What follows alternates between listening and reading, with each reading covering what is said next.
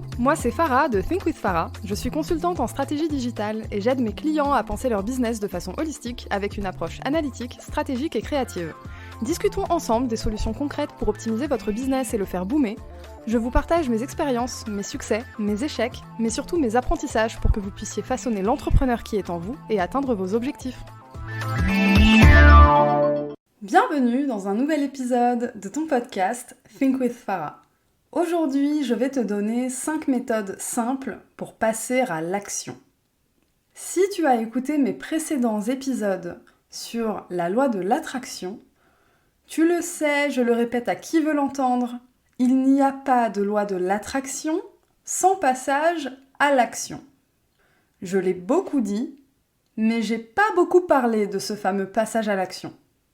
Or, le passage à l'action, c'est ce qui bloque beaucoup d'entrepreneurs. Du coup, aujourd'hui, je vais te partager 5 méthodes simples à appliquer au quotidien qui vont te permettre de te dépasser, de dépasser tes blocages et d'arriver enfin à passer à l'action. Passer à l'action, ça ne veut pas forcément dire tout péter et atteindre tous tes objectifs dès la semaine prochaine. Ça, on va en parler aussi. Mais c'est déjà commencer à faire un premier pas, puis un deuxième, puis un troisième, puis tenir tes engagements, puis te rapprocher de tes objectifs, puis tomber et te relever. Passer à l'action, c'est ça, c'est être dynamique. Du coup, c'est parti pour la première méthode toute simple. C'est une règle basique. Si ça te prend moins de 5 minutes à faire, fais-le tout de suite. En soi, c'est une méthode très simple. Du coup, pourquoi je commence par ça ? Parce que même si on le sait, on sait pertinemment que ça va prendre moins de 5 minutes à faire, notre cerveau va vouloir procrastiner. La fameuse procrastination, l'ennemi numéro uno des entrepreneurs. Donc, comment faire pour arriver à appliquer cette règle ? Parce que la connaître, c'est une chose, l'appliquer, c'en est une autre. Eh bien, si tu as besoin, tu vas faire travailler ton subconscient. Ton subconscient, ici, c'est ton meilleur ami. Et un moyen de le booster, c'est de te mettre des post-it partout, avec écrire en gros, fais-le maintenant, do it now. Tu écris ça dans la langue que tu veux, mais tu mets des post-it sur ton bureau, dans ton couloir, dans tes toilettes. Tu l'écris également sur ton miroir. Tu peux même te faire un beau design en fond d'écran. C'est exactement ça que j'ai fait pour moi personnellement. Le fond d'écran de mon ordinateur, c'est écrit « Do it now, get shit done ». En anglais, c'est la langue qui me parle. Le fait est que c'est assez efficace.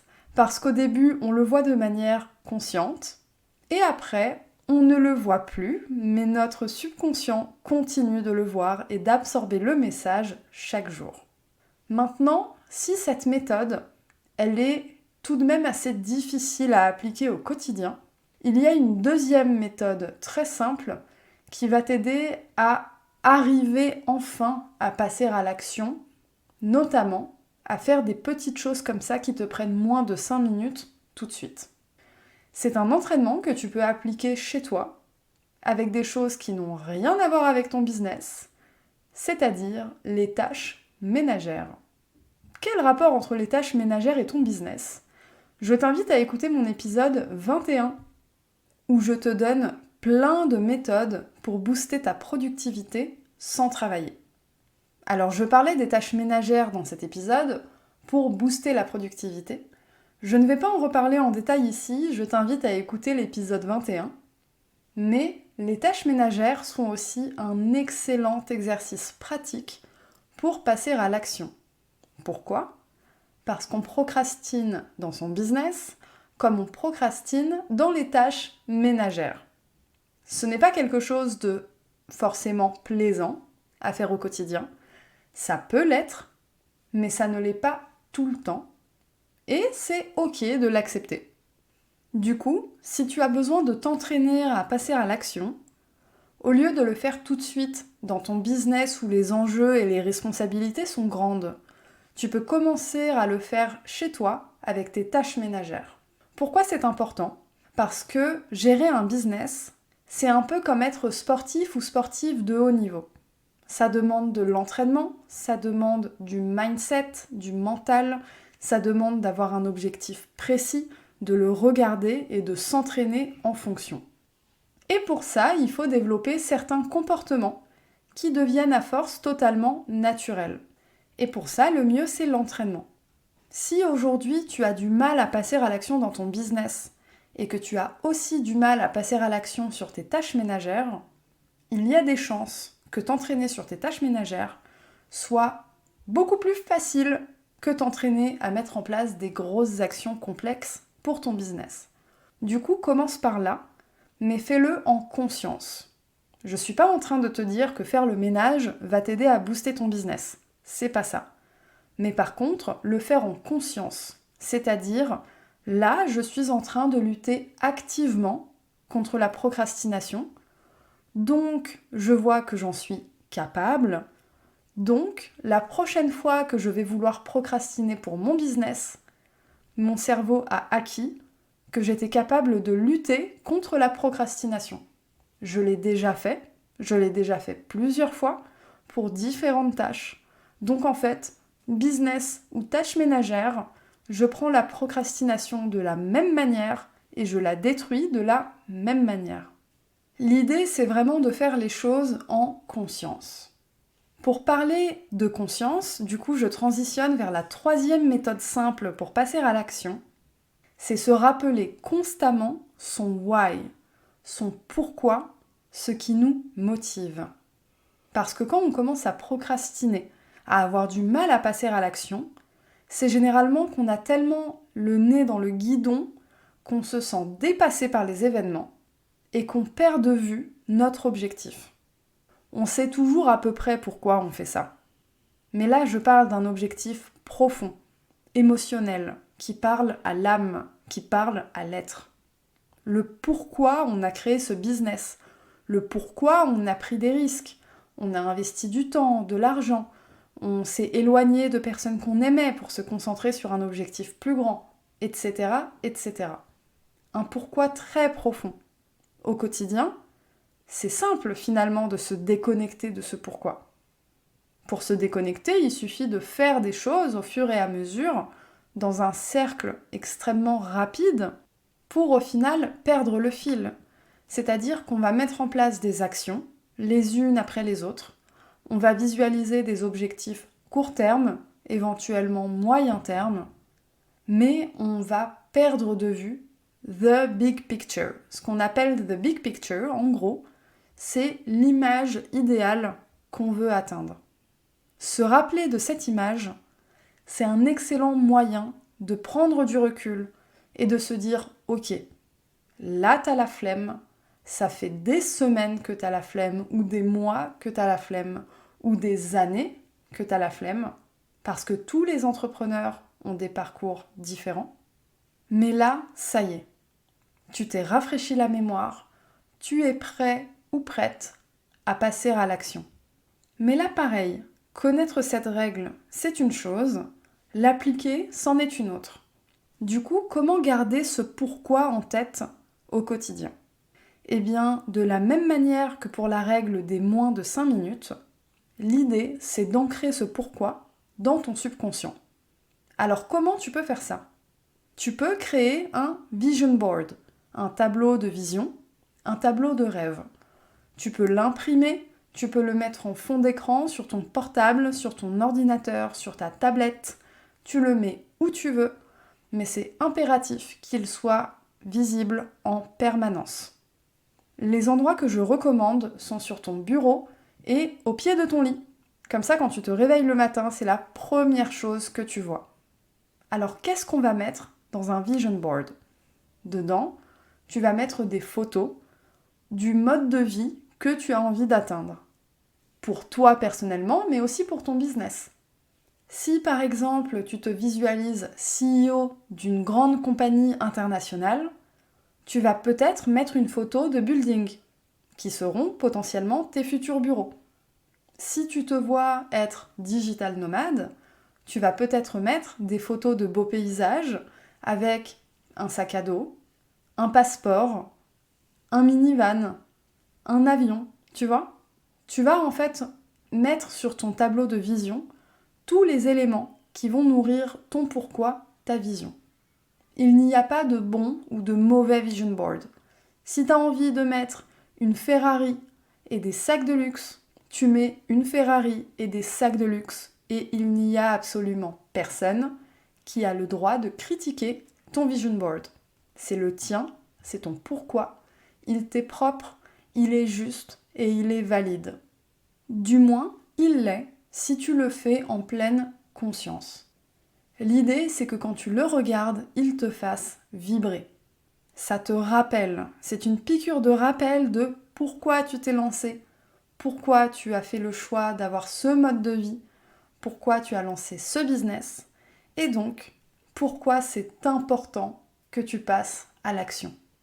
Parce que si tu ne passes pas à l'action, eh bien tout ce que tu visualises sur ton tableau de rêve, eh bien en fait tu ne l'atteindras pas. Sauf qu'avant d'atteindre ces objectifs qui sont quand même très grands, très ambitieux, il y a des étapes intermédiaires qui peuvent bloquer ce passage à l'action. Du coup, on arrive à la 4e méthode simple pour passer à l'action. Je vais le dire de manière bateau, je vais creuser ensuite, mais en gros, c'est arrêter d'avoir peur de l'échec.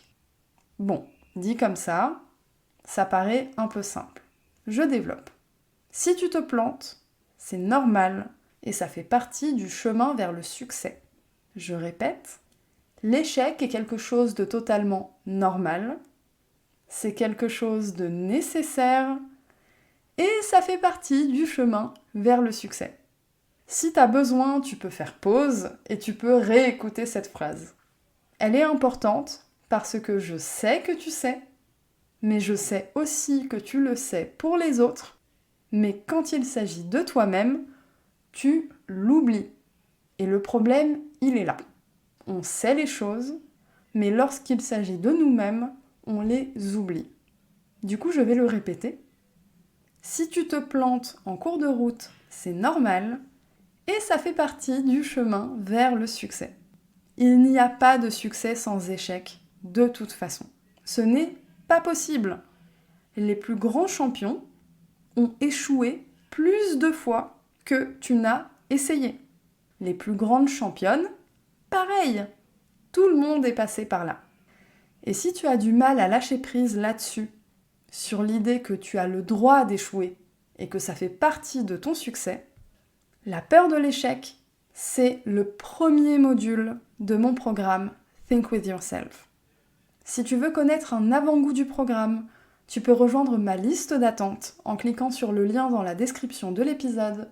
Tu recevras des emails pleins de valeur ajoutée pour toi et pour ton business. C'est un programme qui va t'aider à développer les compétences dont tu as besoin en tant qu'entrepreneur pour devenir la personne responsable de ton succès. Parce que savoir ce qu'il faut faire, c'est une chose, mais arriver à le faire tout seul ou toute seule, c'en est une autre. Ce n'est parfois pas aussi simple que ce qu'on imaginait, et c'est totalement ok d'avoir besoin d'aide pour ça. Du coup, j'ai créé ce programme pour aider tous les entrepreneurs et toutes les entrepreneurs à atteindre leurs objectifs en commençant par travailler sur elles-mêmes et sur eux-mêmes. Du coup, j'arrive à la 5e et dernière méthode simple pour passer à l'action, c'est accepter que ça prendra forcément plus de temps que prévu et que c'est quelque chose de totalement normal. Je te demande, s'il te plaît, de lâcher du lest sur tes objectifs de temps. Tous les entrepreneurs à succès te le diront, les projets prennent toujours plus de temps que prévu. À la fois à cause d'événements externes et à la fois parce que peut-être tu as un peu procrastiné en cours de route ou tu as eu la possibilité de saisir une opportunité mais tu ne l'as pas fait parce que tu avais peur de l'échec, du coup ça t'a freiné, etc., etc. Quoi qu'il en soit, le rapport au temps, c'est important de l'aborder avec souplesse et avec douceur. Je vais en parler plus en détail dans l'épisode de la semaine prochaine, parce que c'est un sujet vraiment important qui mérite d'avoir un épisode entièrement dédié. En attendant, si ces 5 méthodes que j'ai partagées avec toi aujourd'hui te paraissent encore un peu trop compliquées ou trop abstraites, pas besoin de culpabiliser. Chaque personne a un rythme qui lui est propre et il n'y a pas de bon ou de mauvais rythme. L'important, c'est que tu sois en phase avec toi-même et que tu arrives à te challenger. Si toutefois tu te rends compte que tu as du mal à te challenger et que depuis plusieurs semaines ou depuis plusieurs mois tu sens que tu es prêt ou prête, mais il y a quelque chose que tu as du mal à identifier, qui fait que tu as du mal à passer à l'action et à atteindre tes objectifs, mon programme Think With Yourself est fait pour toi. Dedans, j'y aborde la peur de l'échec, mais également le rapport au succès, le rapport à l'argent, ses origines et l'impact que ça a sur notre business. J'y parle loi de l'attraction, comment la développer et comment l'utiliser à bon escient pour soi-même et pour son business. J'y parle aussi de syndrome de l'imposteur, de procrastination, d'organisation, de gestion du temps et de tout ce dont tu as besoin pour devenir l'entrepreneur responsable de ton succès. Alors si tu veux atteindre tes objectifs, n'attends plus et inscris-toi sur ma liste d'attente pour recevoir des emails pleins de valeur ajoutée qui vont te faire du bien à toi et à ton business. Voilà, on arrive à la fin de cet épisode. Merci pour ton écoute. Si tu as envie de soutenir mon travail de manière gratuite, tu peux partager cet épisode à tes amis entrepreneurs et entrepreneuses ambitieux et ambitieuses. Et tu peux également écrire un commentaire sur Apple Podcast. Pour ça, il suffit d'aller sur l'application podcast de Apple, aller sur Think with Farah, me mettre 5 étoiles et écrire un commentaire. C'est un petit geste qui va te prendre peu de temps, mais qui va faire énormément de bien à mon podcast, car ça va me permettre de gagner en visibilité et de rendre mon podcast accessible à encore plus d'entrepreneurs. Tu peux également me retrouver sur Instagram @thinkwithfarah. N'hésite pas à t'abonner et à m'envoyer un DM pour me dire que tu viens du podcast. Voilà, j'espère que tu as apprécié l'épisode et je te dis à la semaine prochaine.